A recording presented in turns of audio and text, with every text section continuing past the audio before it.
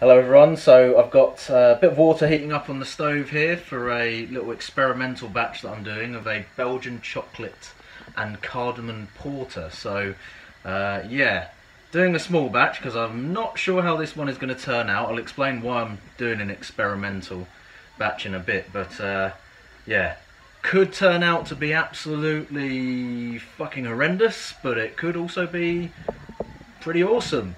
I'm leaning more towards completely horrendous at the moment, but let's see how it goes.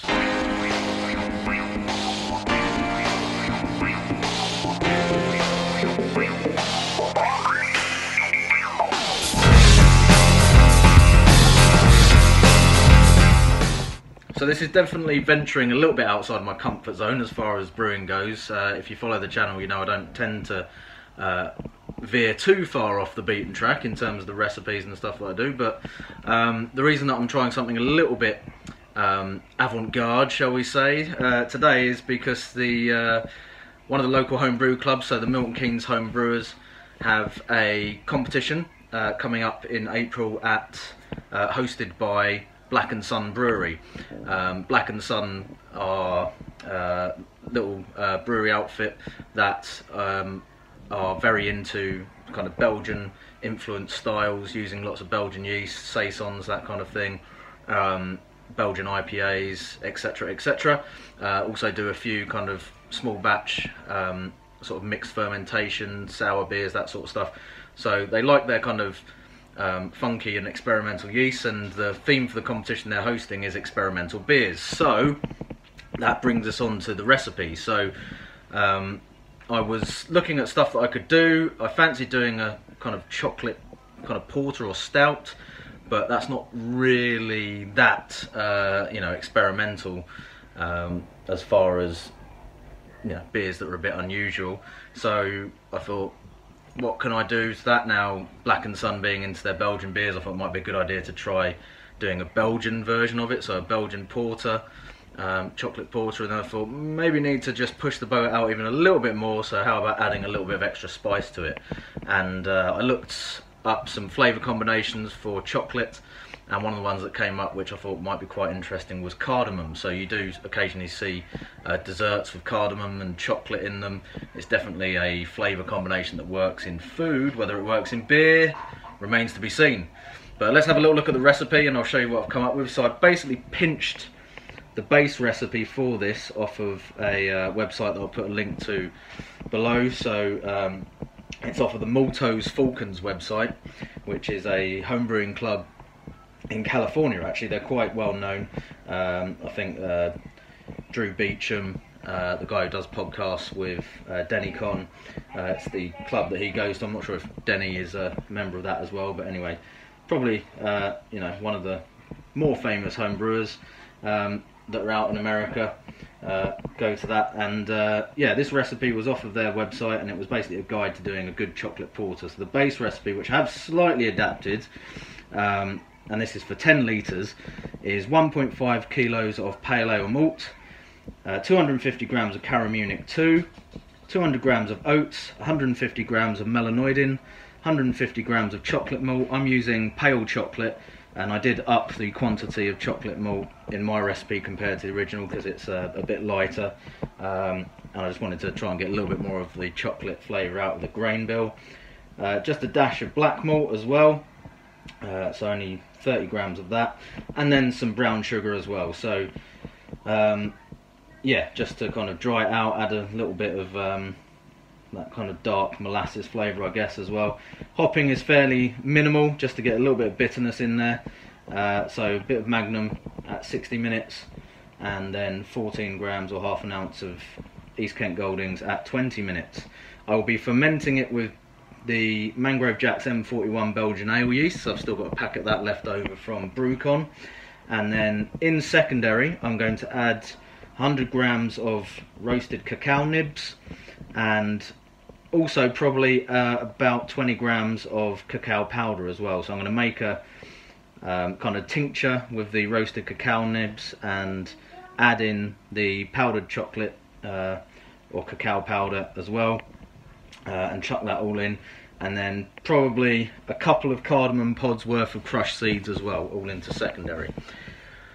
So it should be interesting. Like I said, it may be horrendous, but it's definitely experimental, so as far as the competition goes, it should tick those boxes. Yeah, let's do a bit of brew day footage, and then hopefully by the end I'll be able to show you how the beer comes out, maybe even a little bit of footage from the competition itself. Okay, cheers.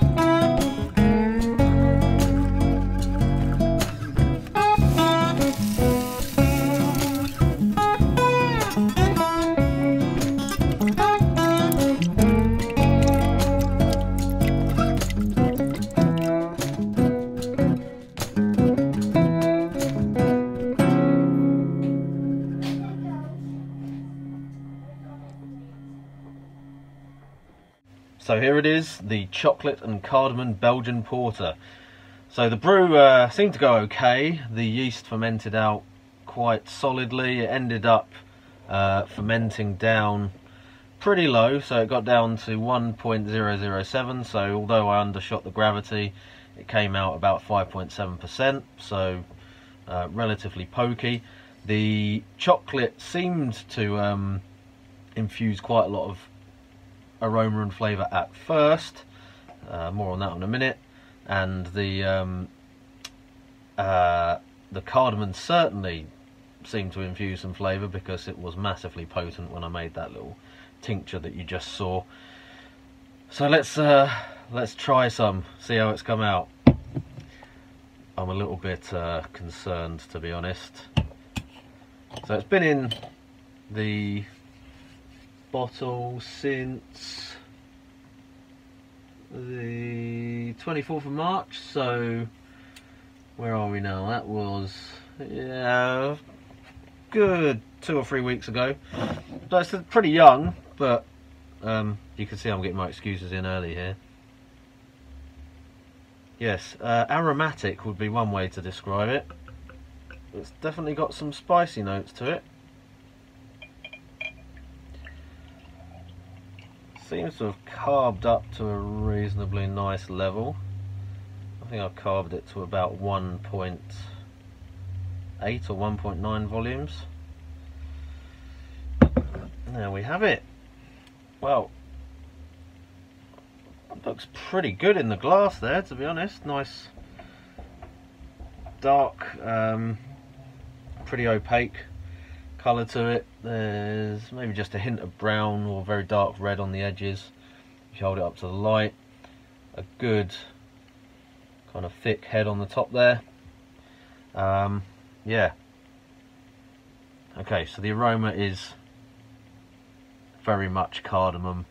I read a few threads online saying that you had to be very careful with this stuff. I thought 2 pods was going to be quite a low level. It's quite a lot. Trying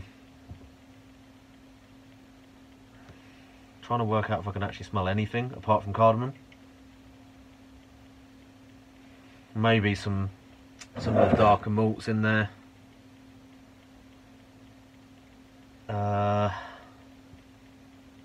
Yeah, I don't know. Lots of cardamom, basically.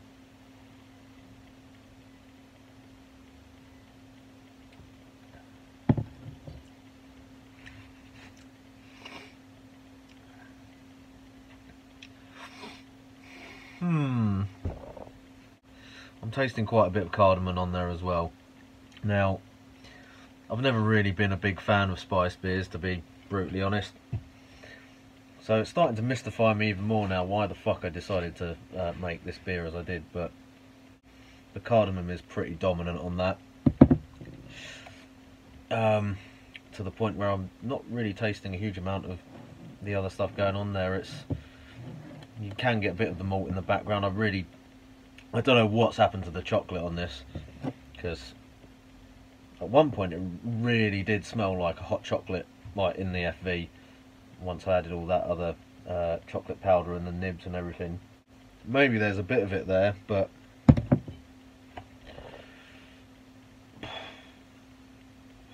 it's not my finest hour brewing, let's put it that way. Yeah, so I'm not really getting much of the chocolate. The cardamom is overpowering. The yeast, I think, has fermented it too low, so it's, you know, it's not as kind of thick and full-bodied as I'd hoped. It's quite dry. What else can I say about it that's shit? The spicing on it almost gives it this weird sort of like beery Coca-Cola type taste, which is really, you know, I find quite off-putting, to be honest. Maybe given enough time to condition, it might kind of settle down a bit and be okay. This is really young for a you know, a dark beer, especially with spices and stuff in it. But yeah, I don't know. I'm struggling to see how this can get much better. And people who really like spiced beers, this might go down a treat, but it's not for me. Now, sadly, I'm not going to be able to make the actual competition that this is going into, although I'm still going to send the beer there just for shits and giggles at this point. It is a shame, because it was a really good competition. I really enjoyed going last time. But on the flip side of that, I'm quite pleased that I'm not going to be there while other people have to pretend that this is, you know, they're enjoying drinking this. People probably won't pretend, to be honest. I think this will, yeah. I think most people will be a bit offended by that, but we'll see. We'll see. I don't know. Yeah, like I said, it's supposed to be an experimental competition, so who knows? Somebody might like it. But I'm not holding up much hope. Yeah, unfortunately it's clashed with family visits and so on that are happening over Easter, so I won't be able to provide any footage from the event, but in the extremely unlikely event I get any positive feedback for this, I'll be sure to let you know. So yeah, don't brew this at home, people. Yeah, just maybe if you're going to do an experimental beer, think about it a little bit more carefully than I did with this one, because yeah, I don't know, I'm not sure I'm going to be able to drink many of these, if any at all, to be honest. But hey ho, that's what homebrewing's for, just to experiment, have a bit of fun, and you know, occasionally make a fucking horrible beer like this. Cheers. I'm the dude. So that's what you call me, you know? That or his dudeness or Duder or, you know, El Duderino.